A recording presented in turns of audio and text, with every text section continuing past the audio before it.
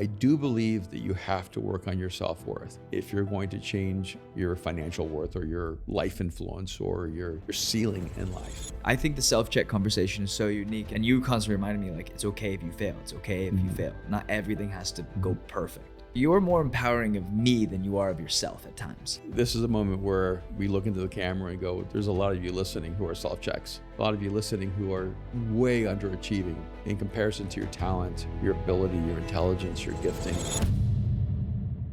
So we're talking a little bit, this week we had a theme in the arena, which the arenas are in our communication community. We work on high performance coaching, leadership, communication, and character. We have memberships. There's a yearly membership. There's also a yearly conference, but it's our community. We do a weekly call in there for an hour and a half every week on Mondays at 10 a.m. And there's a few hundred people that jump on that. It's pretty amazing. But one of the things that we were talking about this week, the primary thing, has been this idea of self-checking. Yeah. And we were sitting at a restaurant 2 Saturdays ago, maybe 3 Saturdays ago now. We were sitting at SB having ribs. Remember? Oh, yeah. And I was bugging you about questions, or I was asking you all these questions, and I asked you, have you experienced leaders that self-check? And then self-checking is this idea in basketball where no one needs to cover you because you're not going to shoot the ball anyways. So it's just a self-check. They just leave you at the 3-point line, right? It's one of the most disrespectful things in basketball or in sports, that person's not confident enough to take the ball and score. So we were applying that to like leadership principles. And I said, what do you do with leaders who self-check? How do you help them get their confidence back? How do you help them step into themselves? What do you do in that scenario? Right now, this feels very raw. Why is that? Well, Austin was in the room when I was filming the podcast with Ed Milet. Okay. And Ed said, hey, I'm going to make a statement. That I'm going to ask you a question and we can edit it out if you're too uncomfortable. Okay. And his statement, I hope I can get that clip and just play it to myself every day. Okay, what was the statement? Awkwardly, restating it. But he basically said I was probably the greatest communicator he'd ever known in the world and probably the most brilliant person he'd ever known. And he said, I know everybody. So he wanted... I know everybody had such an Ed statement right there. And it was very beautiful and very affirming. And he said, but here's the question. He goes, and he begins by going, Erwin McManus is an incredibly handsome man. And he walks in the room and everything kind of gravitates toward him, even though he's very, very self-effacing and doesn't try to take any attention.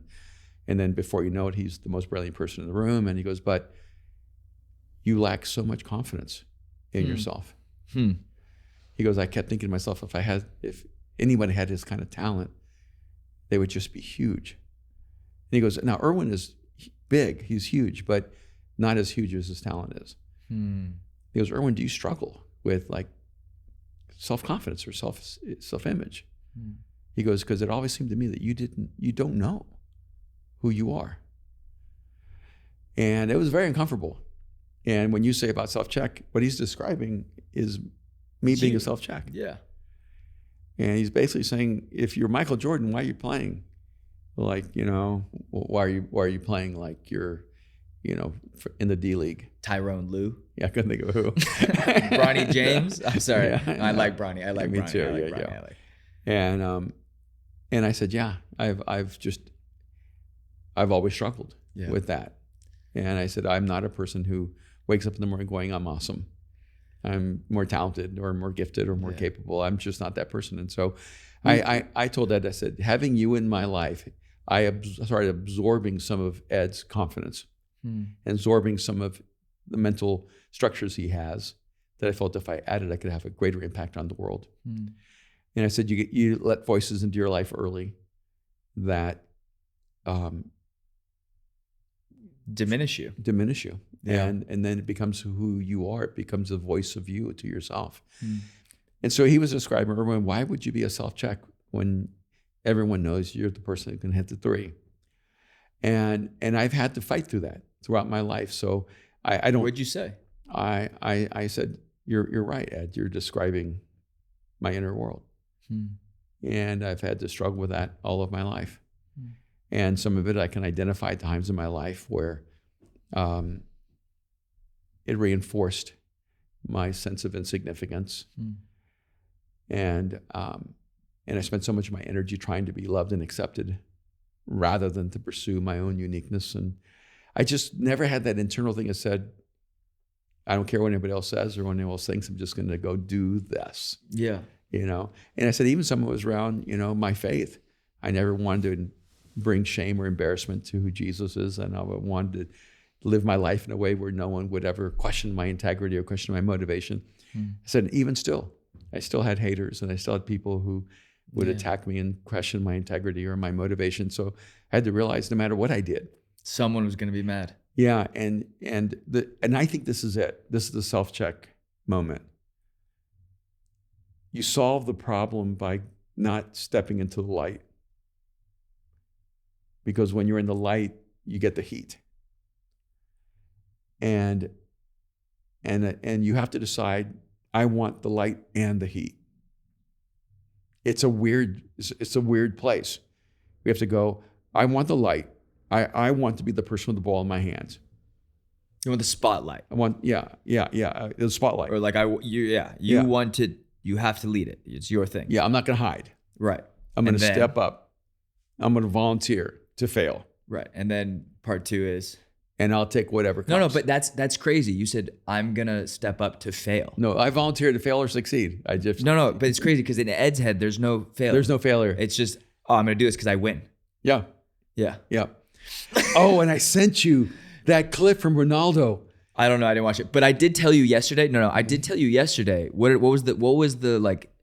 I kind of like. I was like, hey, can I give you a little bit of like a correction or like a note? What did I say? What did you say? It was at lunch, and I said, hey, can I give you like some feedback?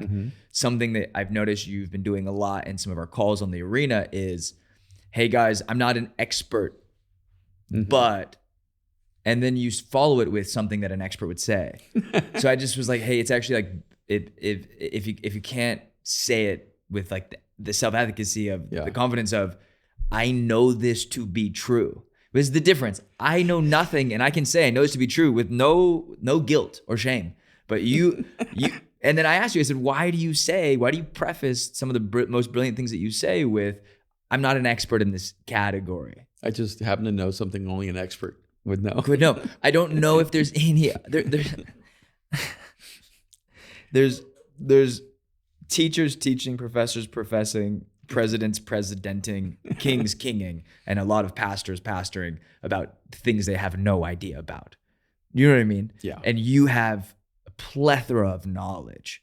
You probably know more things than most people and know more things about those things than most people. And yet you live with this, like, I don't know what it is, this thing of, I'm not an expert. Yeah, I think some of it. What is that? That? It's, I know how little I know and how much is yet to be known. And I just. So what you're saying with that's Erwin for the universe is so large and I only know so little of it. So big and I'm so small. So you're just aware of the universe. Yeah. So lack of awareness would help you. Yeah, I'm trying to own that and accept the fact that I have earned the right to think of myself as an expert. Yeah.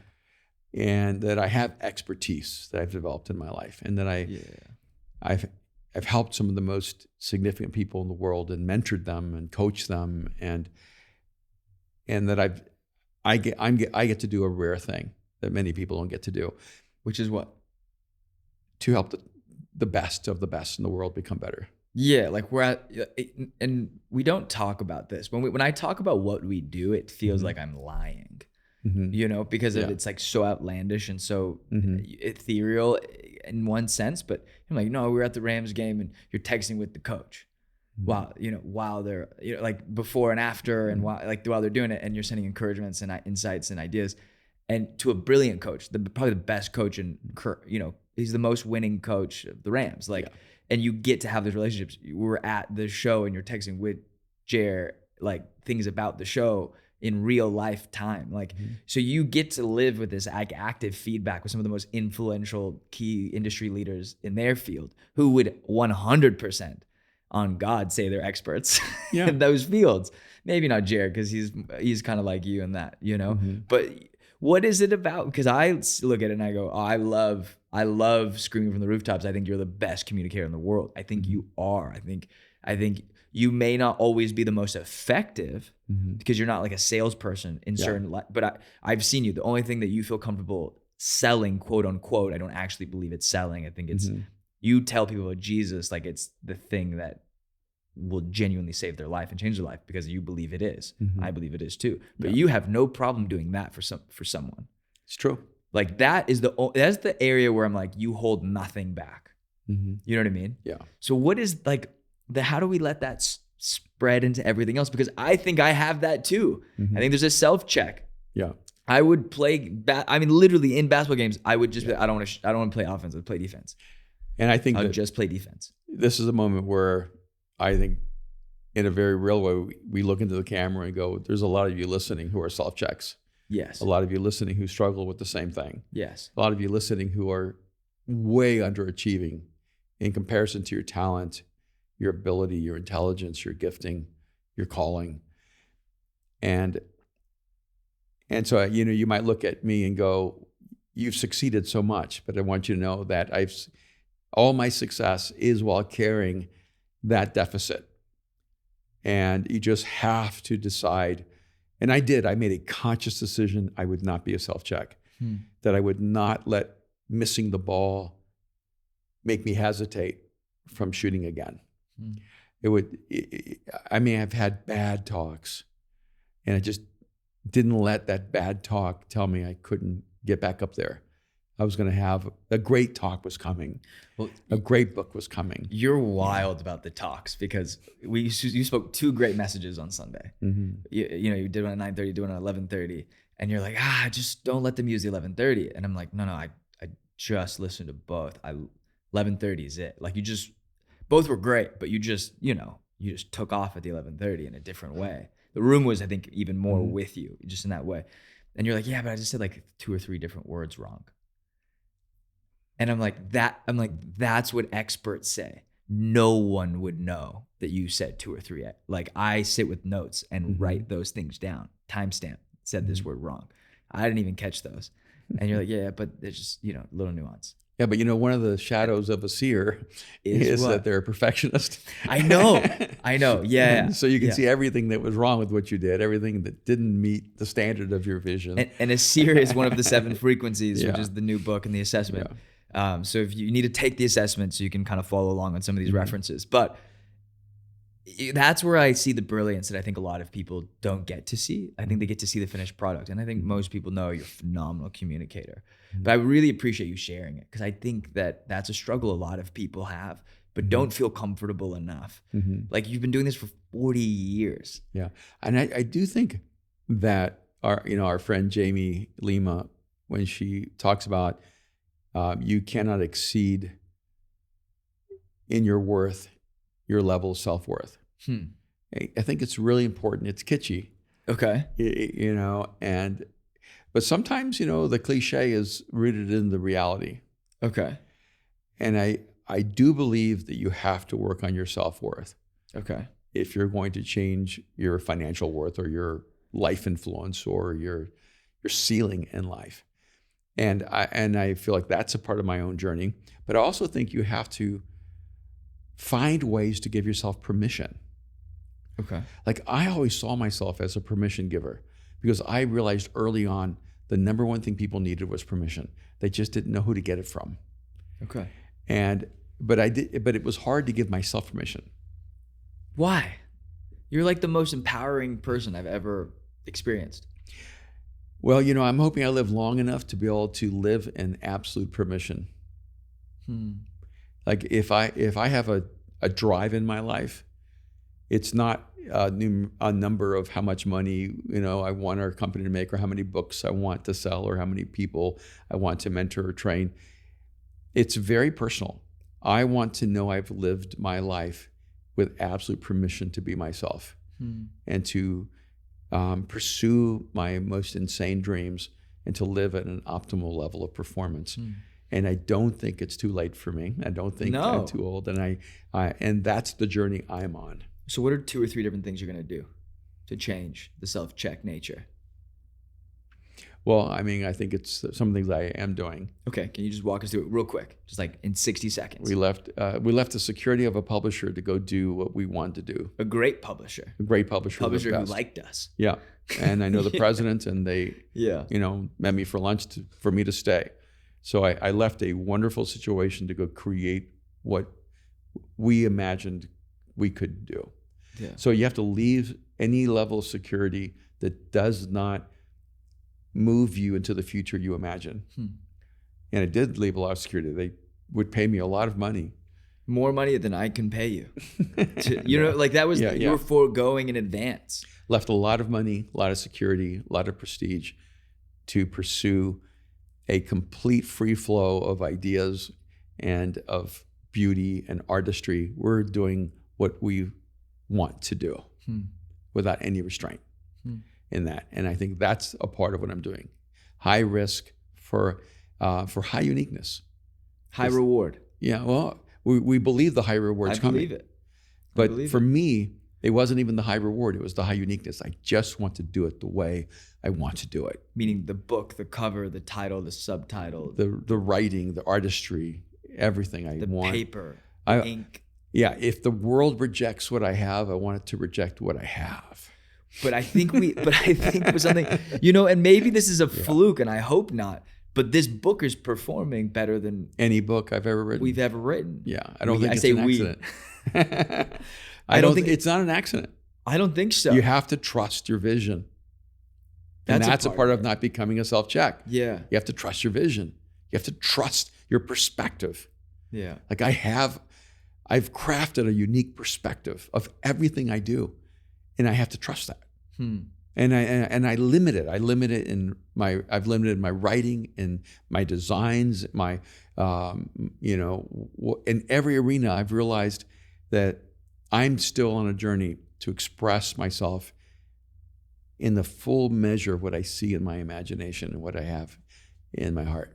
And that's a part of not being a self-check, is going trusting your vision. Yeah, and no one's going to stop me. You don't have to help me. And I think that's one of the differences. I see a lot of people paralyzed because they think other people need to help them succeed.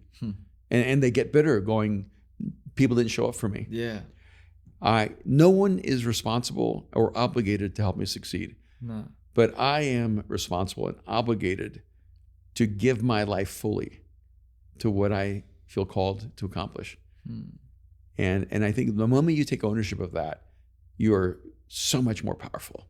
So taking ownership of your own life. Yeah. Letting go of that safety net. And then trusting the vision. And saying it out loud. Saying it out loud. Declaring it. Yeah. Where you throw your clothes on the other side of the wall, you're standing naked and you got to climb that wall to get to your clothes. I think it's like, you can't play it safe. Yeah. You just got to, this is a go big or go home. And so I want the ball in my hands. Yeah. I get mixed feelings on Luka, but he made a shot the other day. He was covered so intensely. Luka Doncic on the Dallas Mavericks. Yeah, and he made that shot. Do you hear what he's saying? That's what I do. And I love that. That's what I do. That's what I do. And I was going back to Ronaldo. I sent you this video. He's about to shoot a penalty kick, and you could hear him going, he's actually saying to himself, I score.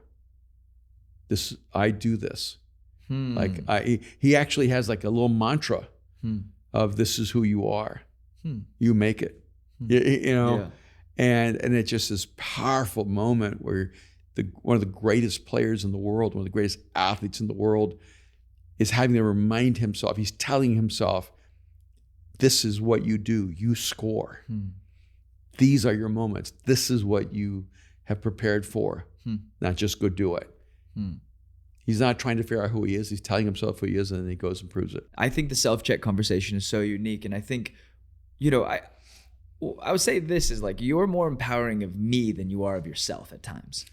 And so I get to live inside of a lot of that freedom. And you constantly reminded me, like, it's okay if you fail. It's okay if you fail. Not everything has to go perfect and succeed the way that I envision it. You know, you're really big on like letting things go when they're at 85% finished. You know, there's no, you don't have that same fear of, which is weird to me. You'll take all the risk in the world, but sometimes you won't step into the, like, this is my thing.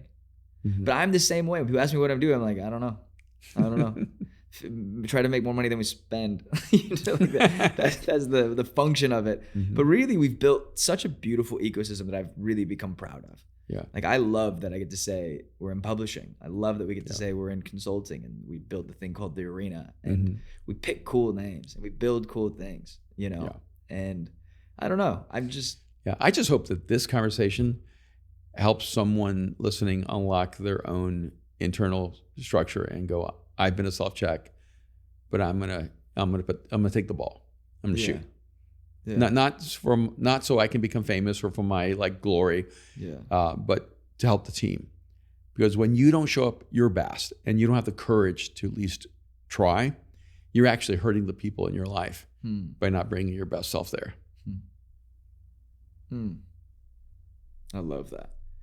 I think there's a lot of people that resonate with this conversation. Yeah. I resonate with this conversation. I think there's so many people out there, because I think there's always this like inkling, this voice in the back of your head that just reminds you of all the things that you're not, you know? And I hate giving blanketed, generalized advice, but what do you do when there are people in your life? And we do this on The Arena. So a lot of the questions that we get on The Arena, it's you know, I have this person in my life, and always is family, or always, you know, family or marriage or a significant other. It's always that initially, you know, it's always the people closest to you.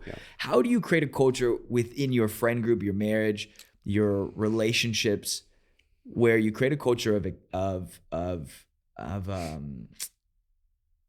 where it's not about critique and criticizing each other, but about uplifting and encouraging each other? I do have a theory around family right now. But tell me how you do that first. Well, the reason I think it's tough is because family is the only relationship system that you don't have to earn. So with every other relationship, you have to bring something to the table that makes the other person want to be your friend. Kindness, contribution, compassion, curiosity, interest, humor, whatever it is, right? You have to bring something to the table. But when you grow up, when you're a family, you don't have to bring all that. You know, you can be kind or not kind, you're still a brother. You can be interesting or uninteresting. You're still the dad, you know? And then you have to decide, do I want this to be a healthy relational system? And so then I need to treat these relationships as relationships I should earn, not just accept. And I actually think that's the key. And I'll say this for myself, like with you and Mariah, and as you become adults, even when you're young, I never saw the relationship with you as something that you were obligated to have with me. I actually saw the relationship that I wanted with you guys something I needed to earn. And so I felt like I needed to bring like trust, kindness. I needed to learn how to listen. I needed to care about what you cared about. I needed to bring value to the relationship. And so to me, I related to you and Mariah, even though I was your parent, as the two relationships I need to earn the most with. So that I could be chosen as an insider throughout your life. And I think if we actually saw it like that, going, I want to earn the relationship. I don't have to.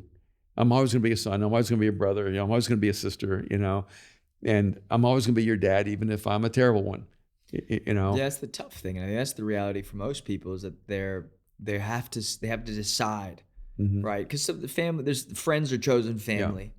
You know, and families chosen for you, you know, and so you don't necessarily have that same choice, but I guess you do, because you don't have to sit and be reminded of how, you know, insignificant you are by other people. Yeah. I want to be both family of birth and family of choice. Right. So, okay. So for family units that struggle with that space of creating a culture of, because you talked about making that a priority in pursuit of relationship, but how do you create a culture of of an equal nature and equal stature, where it is this continuation of that good culture of equal and mutual pursuit, right? It's never always equal, but there's a mutual pursuit and mutual respect and mutual sacrifice.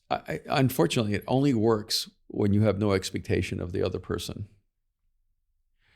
And because when you try to control the other person's journey, it becomes more difficult and more frustrating.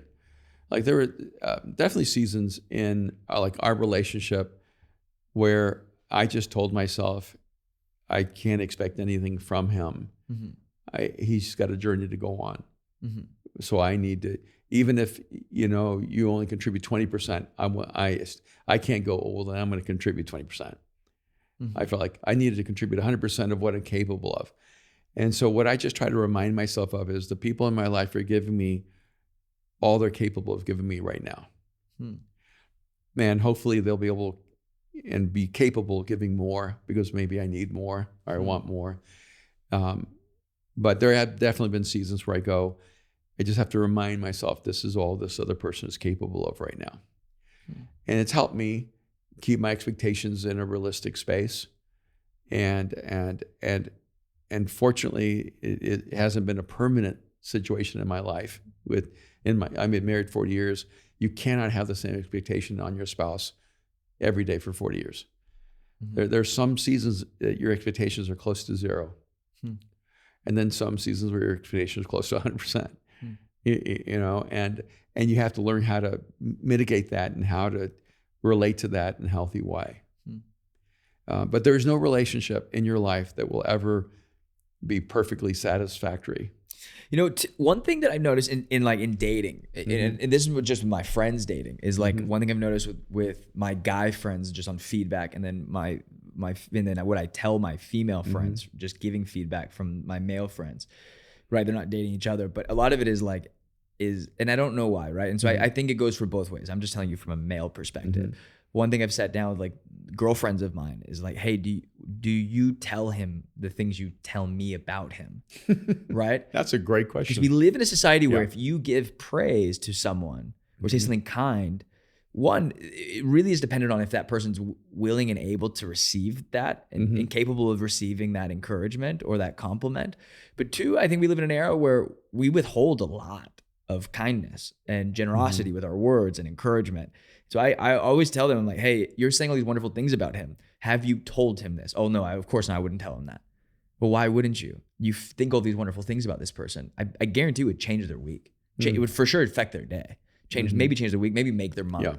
Right? Yeah. And I do think we live in a world where there's a lot of options. We talk about this. We're like, the scariest thing about dating in 2024 is that everyone has options. Everyone's talking to different people, and it's like you hit, it hits shuffle, and everyone just changes everybody. It's just like a weird thing. I would never tell him, I would never tell her the things I'm telling you about my partner or my future partner or expectation. And I'm like, no, change this foundation of your relationship by just saying the kind thing you're thinking, right? Or the thing that you need, and then not over processing, because that's a really tough thing with relationships, people who have to process everything. Yeah.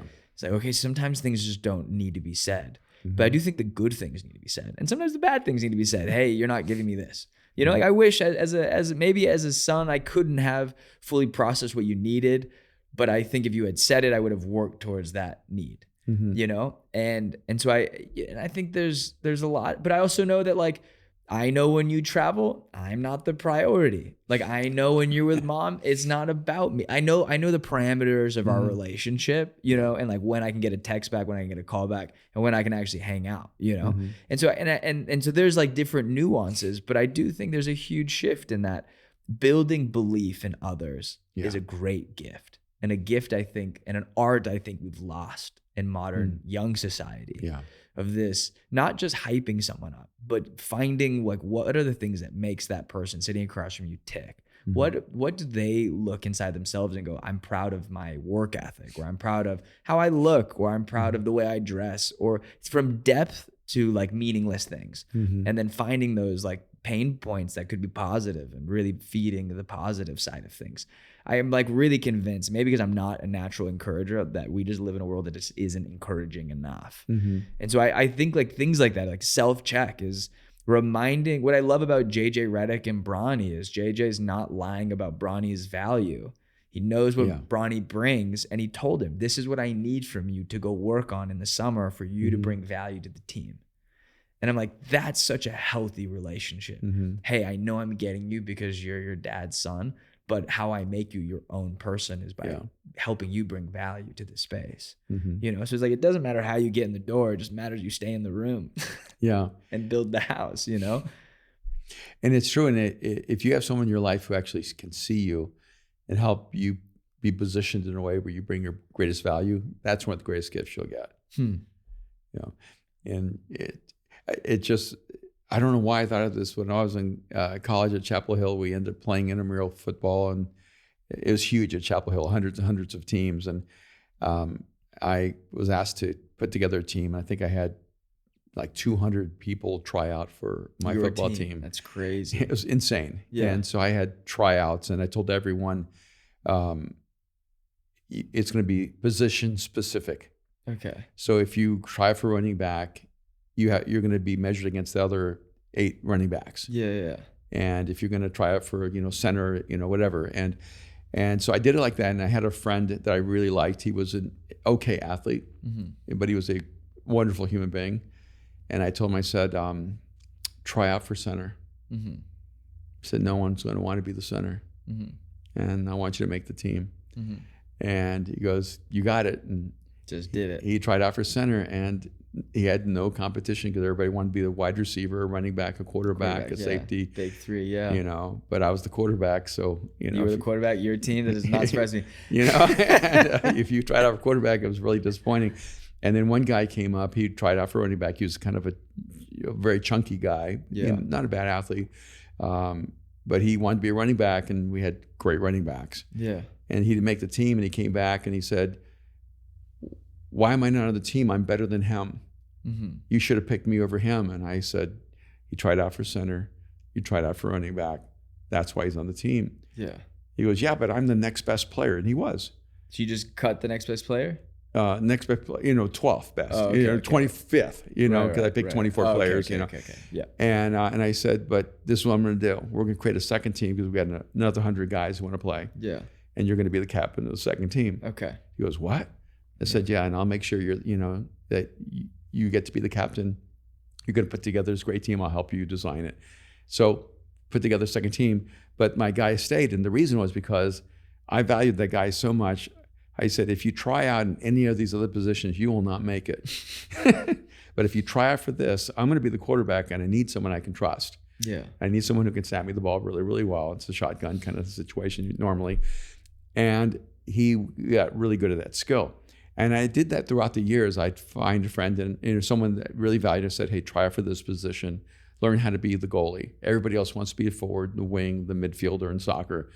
If you'll go out for goalie, you'll make this team. And a lot of times in life, you need someone who can look at you and go, you're just not a quarterback. And if you can let go of your ego and learn how to be a right tackle and realize there's great value on the team, then you elevate your value. And it's that way on teams. Like, you don't have to be the communicator. You don't have to be the lead singer. You learn how to play the bass, or learn how, learn how to make a contribution, and your value will elevate. And I think part of the reason a lot of times we're self-checks is we're trying to play the wrong position. We're trying to play the wrong sport. We're trying to add value where we're just average, rather than adding value where we are actually exceptional. It's just not as glamorous. Well, I like this conversation around self-check, and it's something I want to dive in deeper the further we go and talk about this. And so if you resonated with this, I want to hear feedback from you on Instagram. So post and tag and or DM as well. But guys, thank you so much for listening to this episode. You can check us out on Spotify, Apple Podcast, YouTube, wherever there's podcasts, you will find us. And Dad, I love doing this with you on our new little couch, our new old couch. I love this too. This is so much fun. So fun. Oh, and if you haven't purchased the book, you need to go to 7frequencies.com. We are now on Amazon. We also just released our ebook, which is so exciting. So it's on Kindle, it's on Amazon store. You can get on there. You broke the top 2,000 books on Amazon. And the number one new release on interpersonal relationships. It's so exciting. It's very exciting. Very and by exciting. the way, the assessment is also available.